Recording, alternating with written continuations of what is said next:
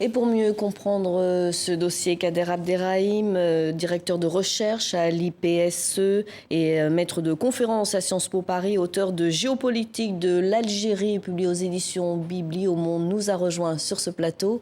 Bonjour, merci d'être avec nous. On l'a vu, rien ne va plus entre Paris et Alger. Comment en est-on arrivé là? Alors récemment, la France a décidé de durcir les conditions d'obtention des visas à l'égard de l'Algérie. Ça a été l'élément déclencheur. Oui, a priori, oui, j'en suis pas certain. Il est peut-être un peu tôt pour faire une analyse et un bilan complet. Mais c'est vrai que cette affaire de visa n'a pas contribué à l'apaisement, loin de là. Et qui plus est, ce qui n'est pas dit dans votre reportage, c'est que le président de la République a également dit au cours de ce déjeuner que les visas visaient en priorité les caciques du régime. Et je crois que ça a dû, évidemment, ils ont dû comprendre le message avant même que ne soit déclenchée cette tempête diplomatique. La nuance est importante. Oui, oui, bien sûr, parce que on voit bien que le président Macron a réagi d'une manière peut-être un peu impulsive, mais qu'il était assez mécontent de voir, de sentir, de percevoir que malgré les déclarations de son homologue algérien, le président Tebboune, il n'était pas prêt visiblement, ou il n'a pas les coups des franges pour pouvoir entamer ce travail d'histoire en commun. Expliquez-nous quelles sont les autres raisons de cette crise diplomatique. Les raisons, elles sont innombrables. Depuis 60 ans, depuis l'indépendance de l'Algérie, ce n'est pas la première crise. Je dirais que c'est un énième épisode dans un feuilleton qui, depuis 1962-1965, ne cesse de nous faire vivre sur des montagnes russes. Quel dossier, par exemple ? Celui notamment de la question de la circulation, avec l'instauration à partir de 1986-87 des visas pour les ressortissants algériens et d'une manière plus générale de tous les ressortissants du Maghreb. Donc c'est vrai qu'à partir de là, il y a eu comme une rupture, une fracture symbolique, mais qui est ô combien importante parce qu'on connaît le poids en France de la diaspora algérienne, de ses descendants d'enfants d'immigrés qui jouent un rôle aujourd'hui important. Et du reste, ils étaient invités lors du déjeuner qu'a organisé le président Macron à l'Élysée il y a tout juste 7 jours. Donc les tensions ne datent pas d'hier finalement ? Non, non, ça date pas d'hier. Maintenant, je crois qu'il ne se passera plus rien avant... Il n'y aura pas d'escalade parce que on est un peu dans une situation comme la définissait Raymond Aron dans les années 70 en parlant de la guerre froide. On est dans une paix impossible, mais dans une guerre improbable. Et chacun sait jusqu'où il ne doit pas aller trop loin.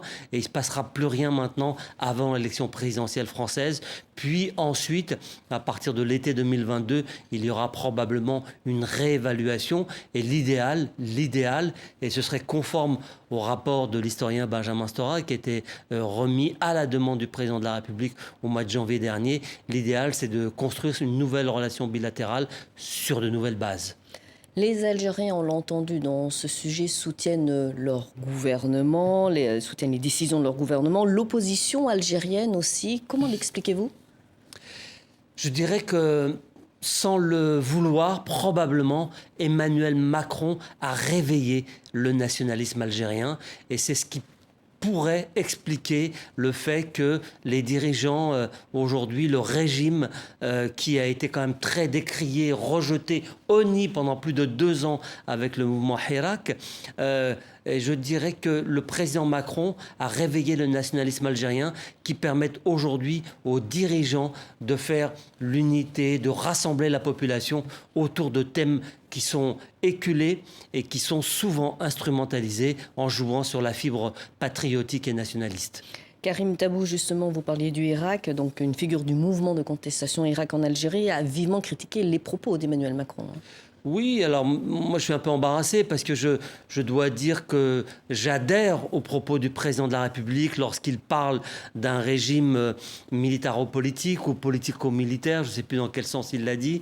Mais en revanche, c'est pas à lui de dire l'histoire. C'est pas le chef d'État qui doit nous indiquer comment s'est faite l'histoire, comment elle s'est construite. Est-ce que c'est une nation, pas une nation? La colonisation ottomane, ça c'est le rôle et le travail travail des historiens.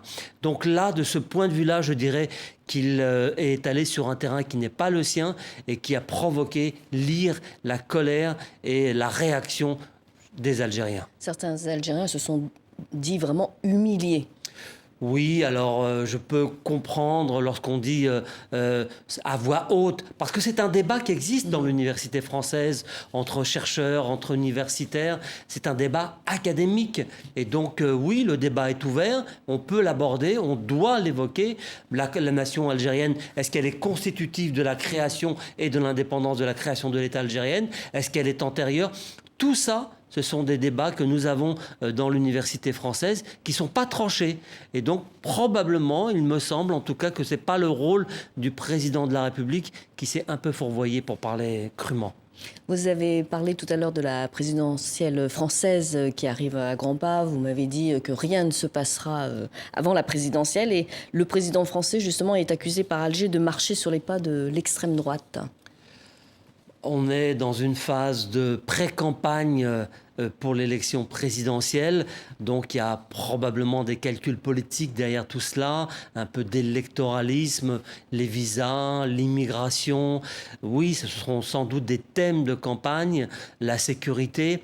Pour autant, l'Algérie est un partenaire important dans la lutte contre le terrorisme, que ce soit au Sahara, au Sahel, là où la France a une influence, même si elle diminue, même si elle est en recul, et des intérêts à préserver. Donc l'Algérie doit rester un partenaire, mais encore une fois, je crois qu'il est aujourd'hui temps, que les choses soient dites, qu'on sorte de l'aspect mémoriel pour rentrer dans l'histoire, c'est-à-dire l'étude des faits à partir de documents, d'archives, de témoignages éventuellement, pour oublier la dimension mémorielle, parce que la mémoire, elle nous trahit tous, forcément, et les souvenirs se transmettent oralement, mais parfois, ils connaissent des réalités qui n'étaient pas conformes à l'histoire. Merci beaucoup pour cet entretien, merci beaucoup pour cette analyse, Kader Abderrahim.